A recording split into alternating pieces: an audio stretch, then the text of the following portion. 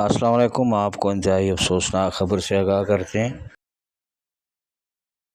کہ جی T road شریف hospital stop پر ایک accident ہوا جس میں ایک معصوم بچے کی جان چلی گئی۔ بچے کی عمر جو تھی وہ تقریباً 7 سے 10 سال کے درمیان میں تھی۔ وہ اپنی والدہ کے ساتھ جمیل آباد سے بستی کی طرف آ رہا تھا۔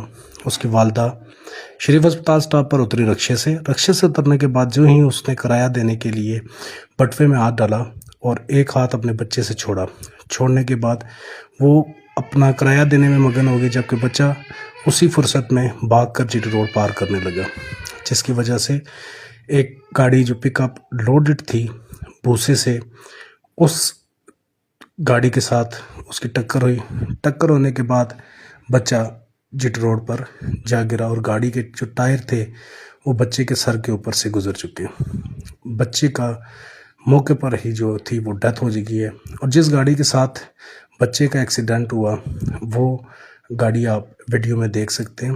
اس میں توڑے کے اندر جو بھوسا ہوتا ہے وہ تھا، یا وہ چاول کا تھا یا گندم کا۔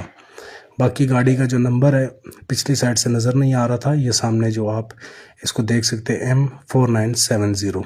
پھر موقع پر میں نے 15 پر کال کی، جبکہ ریسکیو 1122 کو کال کر کے لوگوں نے پہلے ہی مطلع کیا تھا، اور ریسکیو 1122 میرے پہنچنے سے پہلے وہاں پر پہنچ چکی تھی۔ اب آتے ہیں اس کی وجہ کیا تھی، آخر کس کی غلطی تھی۔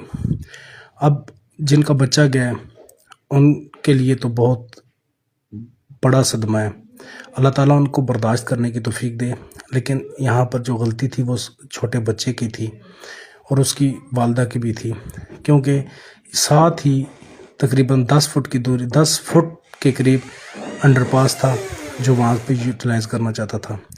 یہی وجہ ہے کہ ہم لوگ کم علمی کی وجہ سے مارے جا سکتے، اور یہ جو چیز بتائی جا رہی ہے اس میں کہ بچہ ہاتھ چھوڑ کے بھاگا، اس نے انڈر پاس کا استعمال نہیں کیا، جس کی وجہ سے یہ ڈیتھ کا سبب بنا۔ اب دیکھتے ہیں پولیس اس پر کیا کارروائی کرتی ہے۔